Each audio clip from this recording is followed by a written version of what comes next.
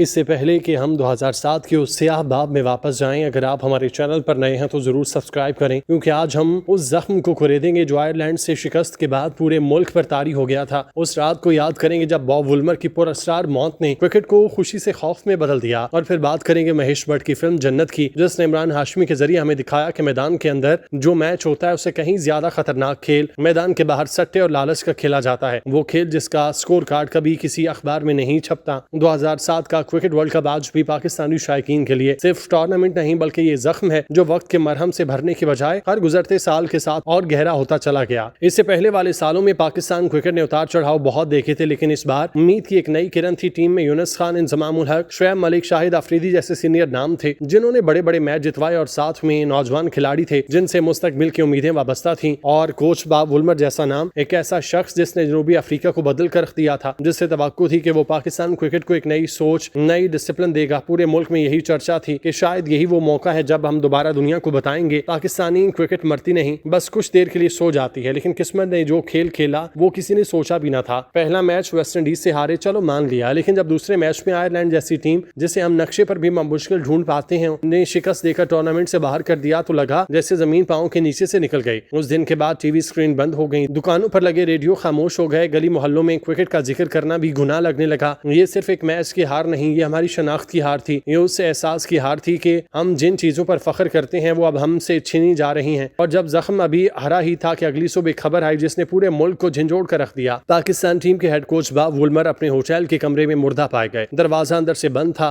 कमरा लॉक था और बाहर पुलिस की गाड़ियां। फिर शुरू हुई तफ्तीश, खिलाड़ियों से पूछगछ, होटल के सीसीटीवी कैमरों की जांच, पोस्टमार्टम की रिपोर्ट्स और मीडिया का वो तूफान जिसने हर चीज को मशकूक बना दिया। एक तरफ क्रिकेट की दुनिया सोग में थी, दूसरी तरफ साजिशी नजरियात का बाजार गर्म था। कोई कह रहा था कत्ल हुआ है, कोई कह रहा था दिल का दौरा था। क्रिकेट जो कभी हमारे लिए खुशी, जश्न और कौमी यकजहती की अलामत थी, वो अचानक खौफ, शक और रुसवाई की अलामत बन गई। कई हफ्तों तक अखबारात के पहले हफ्ते पर यही खबर रही, टॉक शोज में यही बहस रही और हर पाकिस्तानी के जहन में सिर्फ एक सवाल था कि आखिर इस सब के पीछे क्या है। ठीक उस वक्त जब पूरा खिता इस सदमे से संभल ही नहीं पाया था, भारत में फिल्मसाज महेश भट्ट ने ऐलान किया जिसने सबको चौंका दिया। उन्होंने कहा कि वो क्रिकेट की दुनिया के इस तारीख पहलू पर फिल्म बनाएंगे जिसके बारे में सब बात करना चाहते हैं, लेकिन कोई खुलकर बात नहीं करता। फिल्म का नाम रखा गया जन्नत। नाम सुनते ही लगा कि शायद कोई आम सी मोहब्बत की कहानी होगी, लड़का लड़की, गाने, बारिश। लेकिन जब ट्रेलर रिलीज हुआ अंदाजा हुआ कि ये कहानी कहीं ज्यादा गहरी और जहरीली है। 2008 में जब फिल्म सिनेमा घरों में आई, नाजरीन ने देखा कि ये सिर्फ रोमांस नहीं था, ये लालच की कहानी है, जल्द अमीर बनने की दौड़ की कहानी और इस खेल की कहानी जो मैदान के अंदर नहीं बल्कि पर्दे के पीछे खेला जाता है। फिल्म का मरकजी किरदार अर्जुन का था जिसे इमरान हाशमी ने निभाया। अर्जुन एक आम लड़का था जिसके बड़े ख्वाब थे लेकिन जेब खाली थी। उसे क्रिकेट से कोई दिलचस्पी नहीं थी, उसे दिलचस्पी थी सिर्फ उस पैसे से जो क्रिकेट के नाम पर गर्दिश करता था। वो सट्टे लगाता था, मैचों के रेट लेता था, छोटे छोटे दाव से शुरू होकर आहिस्ता आहिस्ता उस दलदल में इतना धंस गया कि उसे खुद समझ नहीं आई कि वो कब खिलाड़ियों के करीब पहुंच गया, कब उसने अपनी मोहब्बत को दाव पर लगा दिया और कब उसकी अपनी जिंदगी एक मैच बन गई जिसका नतीजा उसके हाथ में नहीं था। इमरान हाशमी ने यह किरदार इस खूबसूरती से निभाया कि आप उससे बैक वक्त नफरत भी करते हैं और हमदर्दी भी। उसकी आंखों में हमेशा एक भूख नजर आती थी, एक बेचैनी जिसे वो खुद भी जानता था कि वो गलत रास्ते पर है लेकिन वापसी का कोई रास्ता नहीं। फिल्म में जावेद शेख ने एक रिटायर्ड क्रिकेटर का किरदार किया जो सारी गंदी दुनिया को अंदर से जानता था लेकिन मजबूरियों की वजह से खामोश था। इन दोनों की मौजूदगी ने फिल्म को वो वजन दिया जो आम बॉलीवुड की फिल्मों में कम ही देखने को मिलता है। कहानी में ट्विस्ट थे, सस्पेंस और सबसे बढ़कर एक तलखी जो 2007 के बाद हर क्रिकेट फैन के दिल में थी। लेकिन अगर सच पूछे तो जन्नत को अमर करने वाली चीज कहानी नहीं, उसकी मौसीकी थी। 2008 में जब ये एल्बम रिलीज हुआ तो लगा जैसे हर गाना दिल से लग गया हो। के की आवाज में जरा सी दिल में दे जगह आया तो रेडियो से लेकर मोबाइल की रिंगटोन तक हर जगह यही गूंजने लगा। ये मोहब्बत का गाना नहीं था, ये इल्तिजा थी, एक बेबस इंसान की आखिरी उम्मीद। और फिर हाँ तू है मेरी सांसों में, इस गाने की धुन ऐसी थी कि रातों के सन्नाटे में सुनते हुए लगता जैसे कोई अपने सबसे करीबी शख्स से आखिरी बार बात कर रहा हो। उसके बोल, मौसीकी, सब कुछ ऐसा था कि सुनने वाला खुद को उस सीन का हिस्सा महसूस करता। और लंबी जुदाई, ये गाना तो वक्त की कैद से आजाद 16 साल गुजर गए लेकिन आज भी जब ये कहीं बजता है तो लोग काम छोड़कर सुनने लगते हैं। उसमें जो दर्द है वो पुराना भी है और नया भी। मौसीकी ने जन्नत को ऐसी बुलंदी दी कि फिल्म भूल भी जाए तो गाने नहीं भूलते। यही वजह कि आज भी यूट्यूब पर गानों के कमेंट्स में लोग 2007 और 8 को याद करते हैं। इसके कई साल बाद फिल्म का दूसरा हिस्सा आया, इसमें भी इमरान हाशमी थे, कहानी भी मिलती जुलती थी, बजट भी ज्यादा था लेकिन वो बात नहीं थी। पहली जन्नत में एक खामोशी थी, अधूरापन था, एक सच्चाई थी जो दूसरे हिस्से में मसनूई लगने लगी। शायद इसकी वजह ये थी कि ये पहली फिल्म खास हिस्से की पैदावार थी। 2007 के बाद का वक्त था जब लोग क्रिकेट से बदजन हो चुके थे, जब हर तरफ सट्टेबाजी और फिक्सिंग के चर्चे थे, जब हर मैच के बाद लोग यही सोचते कि यह हकीकी था या तयशुदा। इस माहौल में जब जन्नत आई तो लोगों ने उसे अपनी कहानी समझकर देखा, उन्हें लगा कि कोई है जो इस अंधेरे के बारे में बात कर रहा है। बॉब वुलमर के वाकये को फिल्म में बराह रास्त नहीं दिखाया गया, नाम बदले गए, जगह बदली, किरदार फिक्शनल कर दिए गए, लेकिन जो बुनियादी सवाल था वो रहा कि क्रिकेट के पर्दे के पीछे असल में क्या चल रहा है। खिलाड़ी, कोच, मुंतजमीन, बुकी, मीडिया और हम तमाशाई एक जंजीर की कड़ियां हैं, लेकिन कोई भी सच बोलने को तैयार नहीं। जन्नत ने उस तारीख दुनिया की एक झलक दिखाई, मुकम्मल सच नहीं, क्योंकि मुकम्मल सच शायद कोई फिल्म भी नहीं दिखा सकती थी, लेकिन इतना जरूर कि नाजरीन घर जाकर सोचने पर मजबूर हो जाए। देखा जाए तो जन्नत सिर्फ एक फिल्म नहीं थी, 2007 के बाद पाकिस्तान और भारत की मुश्तरका ज़हनी हालत की दस्तावेजात थी। ये उस वक्त के दर्द की, मायूसी की, लालच की और मोहब्बत की कहानी थी। आज भी जब कभी टीवी पर इस फिल्म का सीन आता है तो रेडियो पर कोई गाना बजता है तो फौरन जहन में वर्ल्ड कप आ जाता है, वो आयरलैंड वाला मैच याद आ जाता है, बॉब वुलमर का चेहरा याद आता है और उम्मीद भी आती है जो हमने उस दिन के बाद खो दी थी। यही किसी भी आर्ट की सबसे बड़ी कामयाबी है कि वो वक्त को कैद कर ले।